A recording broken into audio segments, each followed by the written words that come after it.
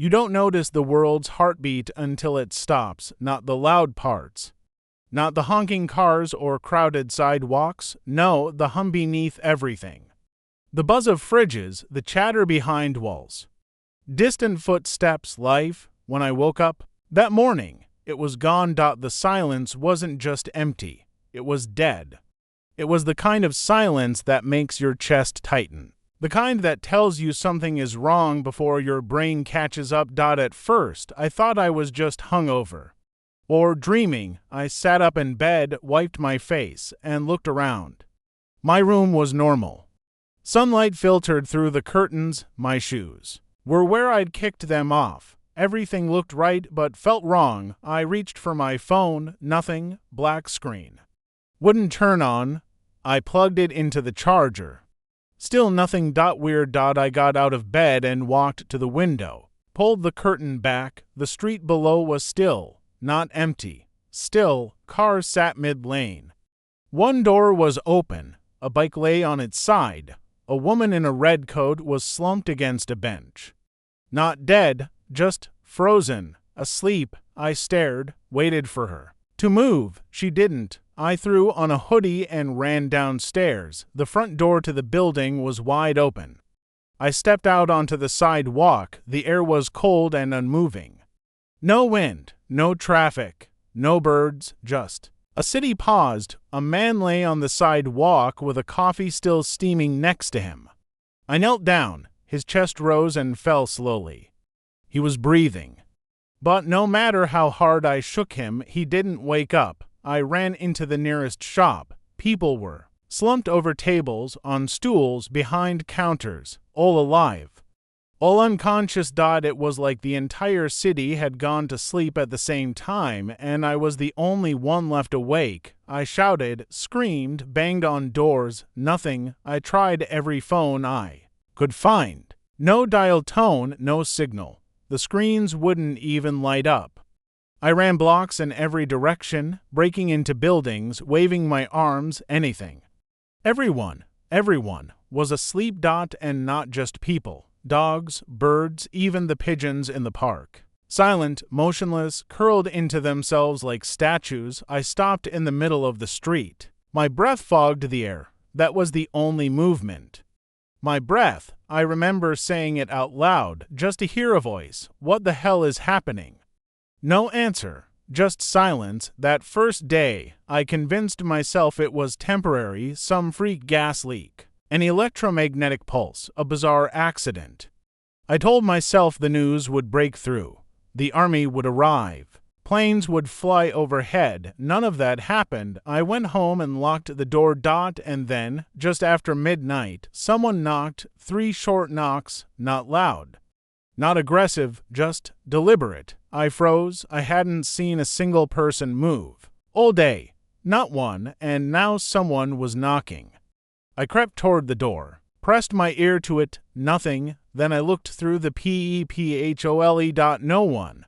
I waited 5 minutes. 10. Opened the door. Empty hallway. The next night, it happened again. Same time. Same rhythm. 3 knocks, but this time, when I looked through the peephole, I saw a shadow, just for a second. Not quite human, something taller, thinner. I blinked and it was gone. I didn't open the door. The third night, the knocking was louder. It shook the door in its frame, and after the third knock, I heard it whisper, "Let me in." I backed away. It didn't knock again that night, but I didn't sleep either. Over the next few days, I started seeing movement in the corners of my eyes, flickers, glimpses, something ducking behind walls, slipping between parked cars. Always too fast to catch, too quiet to hear, but I knew I wasn't alone, not anymore. I stopped going outside. The sleepers were changing.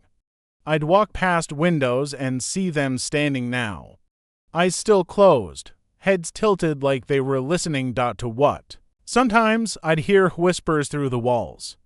Words I couldn't understand, but they made my skin crawl. They sounded wet, hungry. I tried recording them. The recorder wouldn't work. Nothing electronic did. My laptop, my watch, even my old CD player.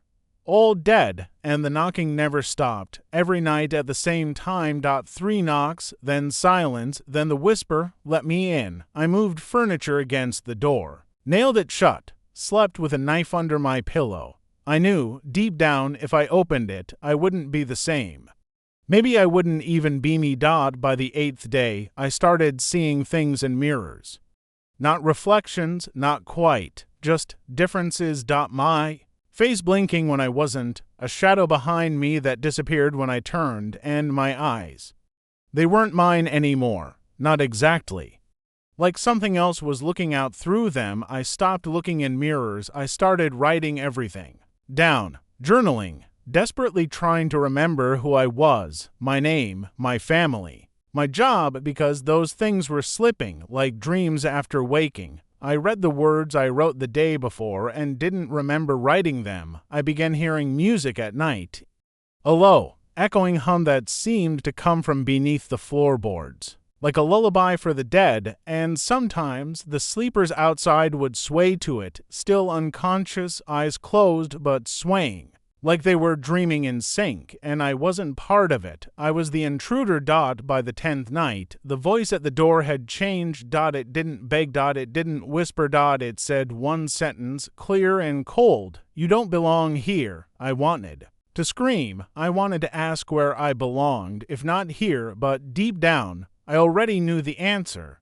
I wasn't in the world anymore. Not the real one. I was in the dream, but I was the only one awake. And there's nothing more dangerous than being awake in someone else's dream. I started marking the days on the wall. Every morning I woke up, I scratched a new line, until one morning I couldn't because I hadn't fallen asleep. I just blinked, and it was morning. No memory of night.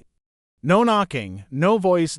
Just skip time. That was worse than the voice because it meant it had gotten in, not through the door, through me. I began to question everything.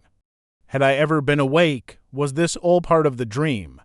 Maybe I was just the last piece of someone else's story, a background character refusing to fade. But here's what really broke me. The people started waking up, one by one, but they didn't speak. They didn't look around. They just stared at me. All of them, wherever I went, shops, streets, alleyways. If someone was awake, they stared. Like they recognized me. Like they'd been waiting, and every single one whispered the same thing when I passed. "Join us." Their voices layered, unified, hollow. Not invitation. Command. I ran. I ran to the edge of the city, to the tunnels, to the bridges, anywhere, but the city never ended. No matter how far I ran, I ended up back where I started. I watched the sun rise and fall and fast forward, and the days stopped making sense. At some point, I realized I wasn't hungry anymore, or thirsty. Or tired. My body still moved, but the needs, the human things, were gone. I was becoming part of it, the dream. The question was, could I fight it? Could I hold on to who I was, even when nothing real remained? That's when I started speaking out loud, narrating my thoughts, like this, telling my own story, in case anyone out there might be listening, watching, dreaming, because maybe, just maybe, this story isn't mine. Maybe it's yours. Maybe you're the one asleep, and I'm the voice knocking on your door, asking you to wake up because you've felt it, haven't you? The empty streets at dawn. The moment when your reflection lingers, the voice you thought you heard whispering your name when you were alone, that wasn't your imagination, that was me telling you that something's wrong, that you need to remember who you are, that this world isn't real. And if you feel the urge to open the door tonight, after 3 quiet knocks, don't, not unless you're ready to see what's on the other side. I'll be there. Waiting. Because no one wakes up by accident. Someone always has to pull them back, and maybe now it's your turn. I started to wonder if maybe I had already let it in, not through the door, through doubt. Doubt is a crack, a fracture in the wall of the mind. And once something slips through that, it doesn't need permission anymore. It becomes part of your Thoughts, you stop knowing where your fears end and something else begins. I noticed changes, small at first. I would see objects in different places than I remembered. My coat on the wrong chair, the light in the bathroom left on. A coffee mug I swear I hadn't touched a filled and steaming than the bigger ones. I'd speak aloud and hear a delay in my voice. Half a second too slow, like an echo. My shadow would stretch too far across the floor, as if the light source wasn't natural. My footsteps wouldn't match the sound they made. I stopped trusting my senses. Started testing reality. I left notes to myself, scratched codes into the walls.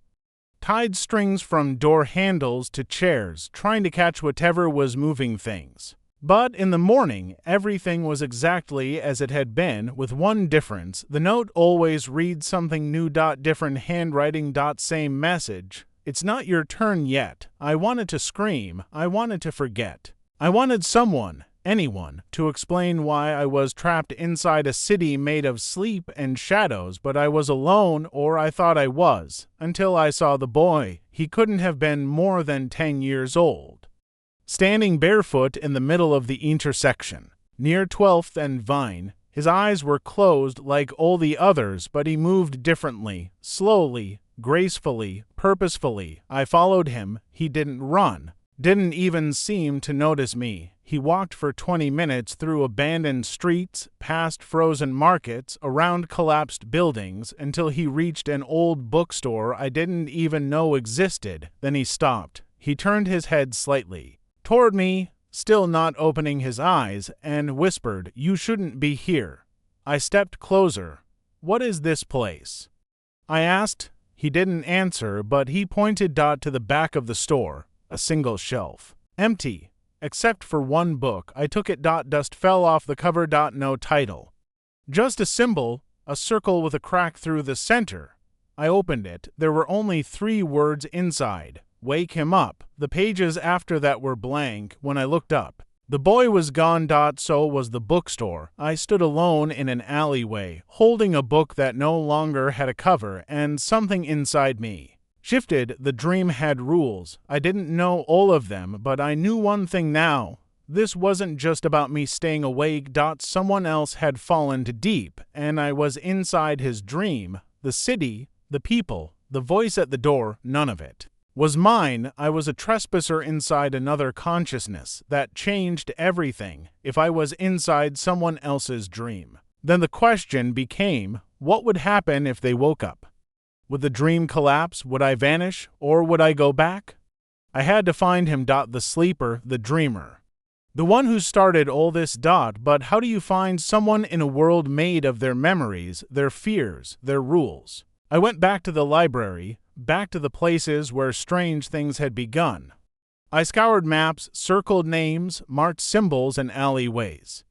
Patterns began to emerge. The city wasn't random. It was a loop. Every street led to another version of itself. Every door opened to a place I'd already been. I was going in circles, except one place never repeated. An old hotel on the edge of the river. The Mercer Inn, a building I didn't recognize because it didn't belong in my memory, which meant it might belong in his. I walked there just after dusk. The lights inside were on, flickering. The lobby was empty. Velvet chairs rotted at the edges, a grand piano covered in dust, an elevator that seemed to hum even without power. Behind the front desk, there was a logbook. I flipped it open. Every page was filled with one name, Evan Carter. Over and over. Same handwriting, same date, today's date. I turned the page, and there was my name, written in handwriting that wasn't mine. Room 913. I took the stairs. They stretched longer than any building should have allowed. Each floor I climbed, the lights grew dimmer, the air got heavier. I started hearing things, distant music, whispered arguments, sobbing. All behind the doors, all dreaming. When I reached the 9th floor, the hallway was dark. No lights.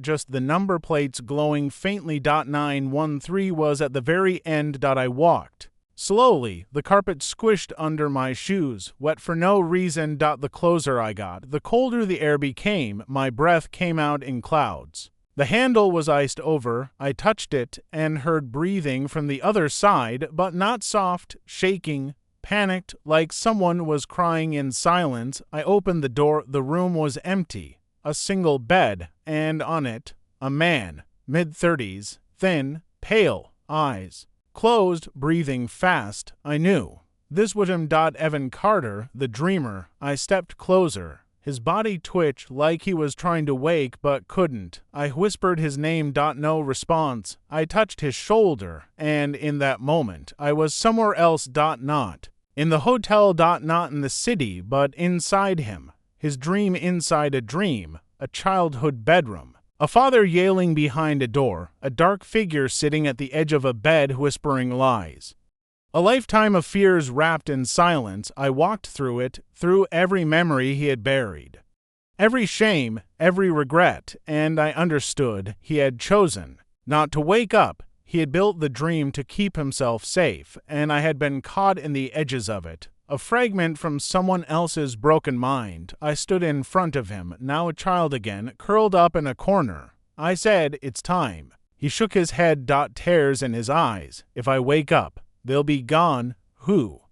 He pointed behind me, and I saw them. His mother, his brother, the dog he lost, the girl who never called back. Faces he had built into this world to keep him company, but they weren't real. They were shadows. He said, "I'm scared," and I understood because I was too, but I knelt down and whispered, "You're not alone anymore." He opened his eyes, and the world collapsed. I woke up, but it wasn't home. Not really. The city looked the same, the sky still gray. The buildings in their places, but something was wrong. It was too quiet. I walked outside. No cars, no birds, no wind. No sound at all.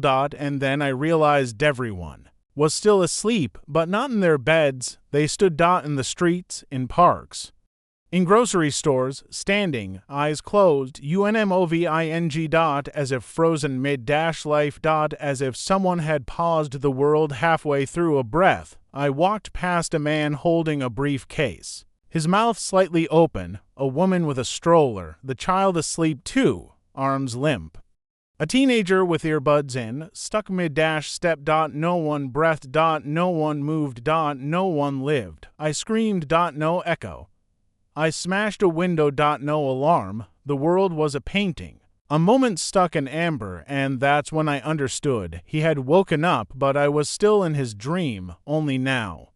He wasn't in it with me. I was alone. Completely. Irrevocably. Utterly. Alone. And something inside me broke. I wandered for hours, days. I lost track. I slept on benches, ate whatever I could find. The sun rose and fell, but time didn't move. Nothing aged. Nothing rotted. Nothing decayed. I started talking to statues, leaving notes taped to people's hands, drawing clocks on walls, trying to measure something, anything, but there was no change. Until the whisper came back, the same voice from before, but softer now, sadder. It said, "You were never supposed to wake up." I turned. No one was there, just a mirror standing in the middle of the road. I stepped closer. The reflection wasn't mine. It was me, but older, tired, afraid. He said nothing, just looked at me. And behind him, I saw something move, a shadow. A ripple in the glass. Then a hand. It reached toward the inside of the mirror, pressing flat against the surface. I lifted mine. It mirrored me. But when I touched the glass, it pulled, and I was inside again. Back in the hallway of the Mercer Inn. The lights were red now, the carpet soaked, the doors open, room after room, empty beds, empty eyes. People sitting upright, breathing softly. Whispering. All of them whispering one word. Remember, over and over, some in fear, some in anger, some in pleading tones. I passed by room 913. The bed was empty. I kept going. There was a staircase now. Descending. Made of stone. I didn't question it. I went down, deeper than any building should have gone. The walls were wet, the air thick. I heard the sound of something breathing. Massive, slow, rhythmic. And then I saw it. A room, circular, lined with mirrors. In the center, a figure. Tall, cloaked, motionless. It didn't turn when I entered, but it spoke with my voice. Who are you? I said nothing. It asked again, but this time in my father's voice, then my mother's, then a voice I didn't recognize but felt in my bones. It said, "Are you sure you're real?" I stepped closer. Its face was made of mirrors, and every reflection showed a different version of me. Sleeping, crying, screaming, bleeding, laughing, gone. I whispered, "What is this place?" It replied, "This is the weight of forgetting." The room grew colder. The mirrors cracked. The reflections bled, and it said, "You came to wake the world." I nodded, "But you forgot the cost." "What cost?" It reached toward me, and I remembered. All at once, every time I had chosen sleep over pain, every lie I told myself to survive, every person I let go, because I was too afraid to feel, every moment I buried under distraction, every truth I ran from, they came back like flood water, and I fell to my knees. I cried, not from sadness, from recognition. I had been asleep all my life, sleepwalking through choices, through relationships, through existence. And now, finally, I was awake. Not in a city. Not in a dream, but inside myself. And that was more terrifying than any nightmare. I stood up. The mirrors were gone. The figure vanished. Just me. In a cold, black space. Empty. Still. But I felt different, like something inside had reconnected. Something raw, unfiltered, uncomfortable. Real. I stepped forward, even though I couldn't see a floor. And I found myself back. In my apartment. Same creaky floorboards. Same chipped coffee mug on the table. Same rain tapping the windows, but the silence wasn't empty anymore. It was peaceful, and I noticed something strange. Outside, the city was still. People still asleep in their homes, motionless, but one thing had changed. A single window. In the apartment building across the street. A light was on. I stared at it. Then a shape moved inside, someone walking. Pacing. Then they looked out, straight at me. I felt a jolt. They weren't surprised to see me. They nodded. Slowly. As if to say, "You too." And suddenly, I wasn't alone anymore. The world hadn't woken up, but someone else had, and maybe that's how it works, one by one. People waking up. Not from sleep, but from the illusion, from the routines, the lies, the quiet despair. Waking up to what they really are, and what they've really been avoiding. Maybe that's why everyone is still asleep, because dreaming is easier. Safer. But once you wake up, you can't go back. Not really. You can pretend. You can smile. You can blend in. But part of you will always know that all of this is just a set, a carefully arranged stage of habits, distractions, fears, and you. You're the actor who suddenly realized the lines don't make sense anymore. So, what now? What happens when you're awake in a world that's still dreaming? You watch, you wait, you listen for others, for footsteps in the silence, for lights in windows. For the knock. And when it comes, and it will come, you'll know what to do. You open the door. And let them in, because waking up is terrifying, but staying asleep is worse. So if you're hearing this, maybe it's time to ask yourself, when was the last time you truly opened your eyes? Not just to see, but to witness the weight of your choices, the echoes of your fears, the stories you've told yourself so long you forgot they were fiction. Maybe you're not trapped in a nightmare. Maybe you're standing at the edge of something true. And maybe, just maybe, it's been waiting for you all along. Don't wait for the world to wake up. Wake up first. Be the knock. Be the light. And the next time someone opens their eyes, make sure they see you. Alive. Aware. Awake. And if this story made something inside you stir, even just a little, you know what to do. Subscribe. You're not alone anymore.